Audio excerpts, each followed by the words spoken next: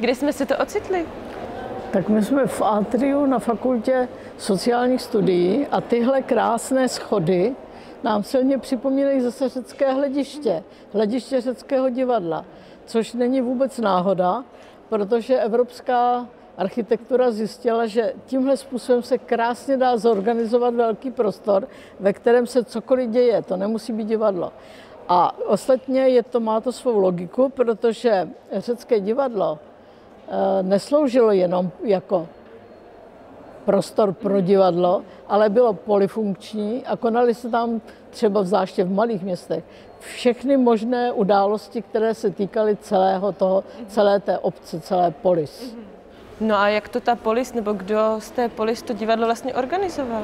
Organizoval to sám městský stát, což je takové legrační, když to tak řeknu, protože my čekáme, že to organizuje nějaká profesní skupina, která tomu rozumí. Ne, organizoval to sám stát a to tím způsobem, že dlouho před velikými Dionysiemi ten nejdůležitější státní úředník vyzval autory, aby se dostavili, ti předložili hry, které chtějí hrát, on si z nich vybral a každému tomu autorovi přidělil jeho choréga. Choréga, to byl občan, který byl dostatečně bohatý, aby mohl zafinancovat půl roku zkoušení chóru. To znamená, že je živil, šatil, dával jim kostýmy, prostě byl to producent. To muselo být strašně nákladné. To bylo strašně nákladné, dokonce se říká, že vypravit velké Dionysie je zhruba totéž jako vypravit válečnou loď. Takže to stalo opravdu strašně mnoho peněz. No tak to ale asi nemohli mít takový zájem, když to bylo. A to byste se divila. Měli velký zájem, protože když zvítězila hra, kterou ten chorek patronoval, tak kromě velkého uznání si vlastně zasloužil takovou vstupenku do politiky. Takže to bylo něco, o co bohatí občané opravdu stáli. A není divu, že mezi těmi jmény najdeme taková jména jako Themistokles, Perikles. Všichni o to stáli. No a ovlivňovalo chod takovýchhle divadelních slavností ještě něco, kromě politiky? Třeba nějaké jiné praktické podmínky? Nějaké praktické podmínky skutečně, protože třeba polis posunula dobu trvání těch Dionysií na dobu, kdy už je splavné moře, asi tak do března někam, protože tím pádem mohli se velkých Dionysií účastnit cizinci a hlavně athénští spojenci, kteří přinášeli do Athén spojenecké poplatky, které ještě navíc před tím hraním divadla vyložili pěkně na orchestru, aby to celé Athény mohly vidět. Takže to byla velkolepá slavnost, takováhle politická. Druhá věc je, že tam děti po občanech, kteří padli ve válce, dostali svoji zbroj, byli vlastně povýšeni mezi dospělé, že tam dostávali obzvláště vynikající občané nějaké ocenění.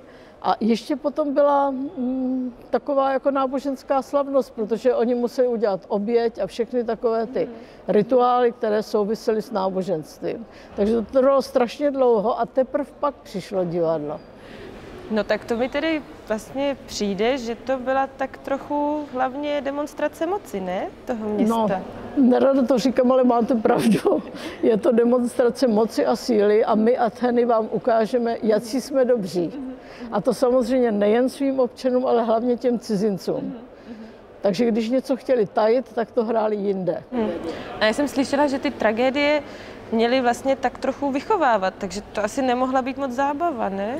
Tak to řekl už Aristofanes, že dramatik je učitel dospělých, ale zábava to byla. Zábava to musela být naopak veliká. Jednak se tam tančilo, zpívalo, jednak oni milovali jako velkou podívanou, takže tam byly báječné kostýmy. No, to mi připomíná vlastně něco jako současný muzikál, ale tam se asi toho člověk moc nenaučí. No tak muzikál nevzdělává, ale baví. Baví, takže to mají společné, jenomže tam není, abych tak řekla, to poslání toliké, tak zásadní. Tady ve skutečnosti my se toho trochu děsíme, protože máme představu, že výchovná funkce divadla je něco, co nás naučili ve škole, to je nesmysl. Tam se neříkalo, co člověk má nebo nemá, to vůbec nebylo na pořadu dne. Ale člověk se tím, že se díval na ty podivné osudy na scéně, tak se učil se na ně dívat s jakýmsi odstupem, aby se uměl podívat na svůj vlastní život s odstupem, ano? A samozřejmě bylo důležité, jestli se na tom naučí se správně chovat, rozhodovat a brát zodpovědnost. Máme nějaký příklad? Ale tak to bychom mohli mluvit do nekonečna, ale už nám stačí ta Antigona, kde stojí proti sobě dvě osoby, které mají absolutně odlišné názory a může zvítězit jenom jeden. Byl ti znám zákaz, který jsem dal vyhlásit? Byl. Zajisté, že byl. Tak dobře jako všem. A ty ses opovážila ho překročit. Ten zákaz nevydal nám hromovládný Bůh. A rovněž ani z podsvětí, kam přijdeme, nám lidem nikdo nedal zákon takový. A nepřipouštím, že by zákon ten či ten, vydaný tebou, člověkem, směl platit víc než nepsaný a nevývratný věčný řád. Jen to jsou totiž pro mne platné zákony. A ty se nezrodili včera nebo dnes. Jdou z hlubin času, do nichž nikdo nedozří. Ty nikdy nepřestoupím pro strach z člověka. Že za to zemřu, to jsem ovšem věděla, i kdybys to byl nevyhlásil veřejně. A zemřít třeba předčasně je pro mne zisk. Žije-li někdo jako já jen ve strastech, což není pro něj lepší, jakákoliv smrt. Když tedy na mne tento úděl dolehne, to není zlé. Však bez odporu dopustit, aby můj bratr, syn mé matky, nepohřben měl zetlít před branami. To by bylo zlé. A zdáli se ti přesto můj čin troufalý. Pak troufalec tu kárá moji troufalost. No, tak jak já jsem to viděla, tak já myslím, že je jasný, že má Antigona pravdu. Není to tak? Tak to se tak říká a je to častá interpretace, ale není to úplně přesné. Jednak Antigona je taky zpupná a jednak chudák Kreon je ve velice špatné situaci. On zdědil absolutně rozvrácené město a musí v něm nastolit pořádek. A teď má ještě navíc proti sobě zákony, které si protiřečí. On musí pohřbít své padlé, ale nesmí pohřbít svého nepřítele. A co dělat, když ten padlý, jeden z bratrů, je současně nepřítel? Takže on se musí rozhodnout. No a rozhodne se špatně. Rozhodne se špatně, no. Tak to je právě ten vtip, že se musíme naučit se rozhodnout, ale hlavně, jak říkám, vzít zodpovědnost za to, co se děje. A dokonce i tehdy, když na tom nemáme žádný zvláštní podíl, ano. Musíme se přihlásit ke své zodpovědnosti. No ale co komedie? Ty přece taky máme. Komedie byly samozřejmě fantastické a velmi veselé příběhy, ale ve skutečnosti to bylo to samé. Lidé se učili, jakým způsobem reagovat na velice neobvyklé situace.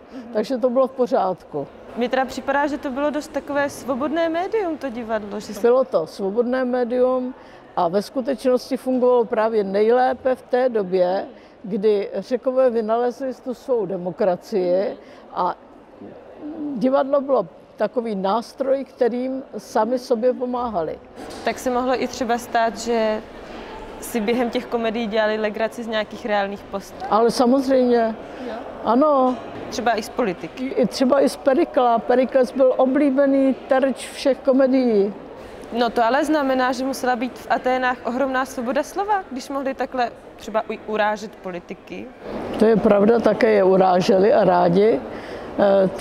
To souvisí právě s tím, o čem jsme mluvili, že divadlo a demokracie spolu zásadně souvisí.